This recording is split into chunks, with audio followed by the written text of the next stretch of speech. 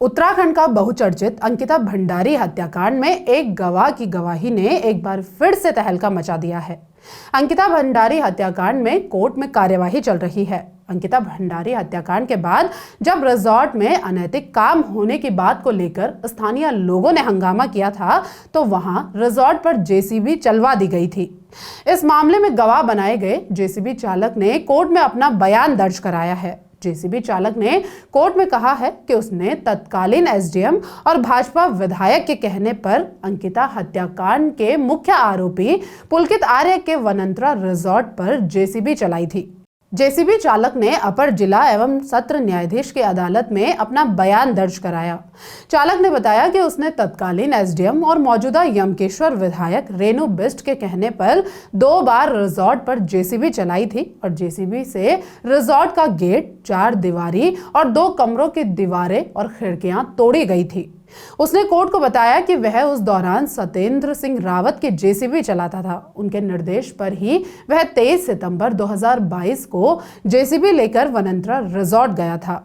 वहां पर एक बार जेसीबी चलाने के बाद वह जेसीबी लेकर हरिद्वार चला गया था। हरिद्वार में वह शिव मूर्ति के पास पहुंचा ही था कि तभी यमकेश्वर विधायक रेणु बिष्ट के निजी सहायक ने फोन कर उसे फिर से जेसीबी लेकर रिजॉर्ट पहुंचने को कहा। इस पर जब वह दोबारा जेसीबी लेकर रिजॉर्ट पहुंचा तो वहां विधायक रेणु बिष्ट भी मौजूद थी। भाजपा विधायक रेणु बिष्ट के निर्देश पर उसने 2 कमरों की दीवारें और खिड़कियां भी तोड़ दी थी। इतना ही नहीं, विधायक ने उसे उस रात रिजॉर्ट में बगल वाले कमरे में ठहराया था। इस खुलासे के बाद विधायक रेणु बिष्ट फिर से घिर गई हैं। अंकिता हत्याकांड में शुरुआत से ही स्थानीय भाजपा विधायक पर रिजॉर्ट से सबूत को मिटाने के लिए काम करने का आरोप लगता रहा है। हालांकि वह इस बात से इनकार करती रही हैं, लेकिन जेसीबी चालक की गवाही के बाद ये बात साफ हो गई है कि यमकेश्वर विधायक रेणु बिष्ट के कहने पर ही रिजॉर्ट पर जेसीबी चलाई गई थी।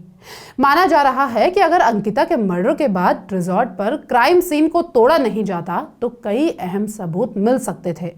जेसीबी चालक की गवाही के बाद ये बात तो साफ हो गई है कि रिजॉर्ट में जेसीबी से तोड़फोड़ भाजपा विधायक के कहने पर की गई। अंकिता के परिवार का यही आरोप है कि इस तरह जल्दबाजी में बुलडोजर चलाकर कई अहम सबूत नष्ट किए गए। अब इस खुलासे के बाद कांग्रेस एक बार फिर मुखर हो गई है। कांग्रेस ने अंकिता भंडारी हत्याकांड मामले में साक्ष्य छिपाने का आरोप लगाते हुए मुख्यमंत्री पुष्कर सिंह धामी से इस्तीफा मांगा है।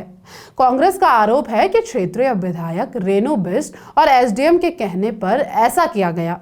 ये कानून में निहित है कि अगर कोई बड़ा जघन्य अपराध होता है, उसके सबूतों के साथ अगर कोई छेड़छाड़ करता है तो 201 के तहत और 120B के तहत उसके खिलाफ मुकदमा दर्ज होता है, क्योंकि अपराध करने वाला भी उतना ही बड़ा अपराधी है जितना अपराध को छिपाने के लिए उसके सबूतों के संग छेड़छाड़ करने वाला।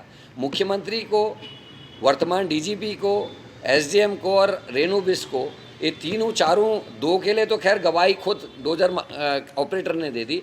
2 के जो ट्विटर मैंने आप लोगों को दिखाए हैं अभी, जिसमें स्वयं मुख्यमंत्री जी अपने हैंडल से डाल रहे हैं कि हमने तोड़वा दिया है।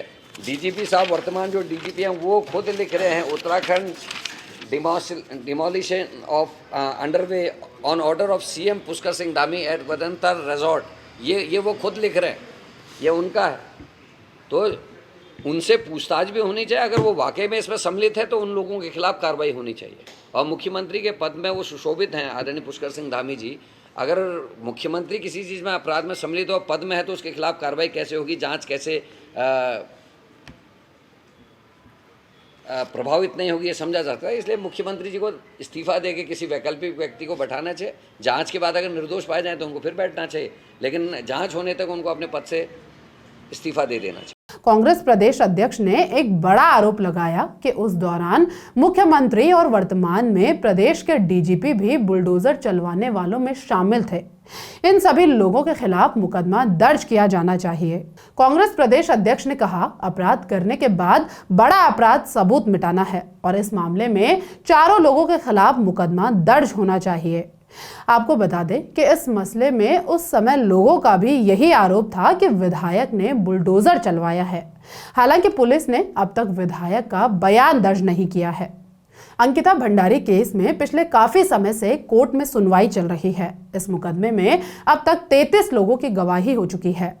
मामले की जांच करने वाली एसआईटी की ओर से मामले में 97 गवाह बनाए गए हैं। इस मामले में अब अगली सुनवाई 5 जनवरी को होगी।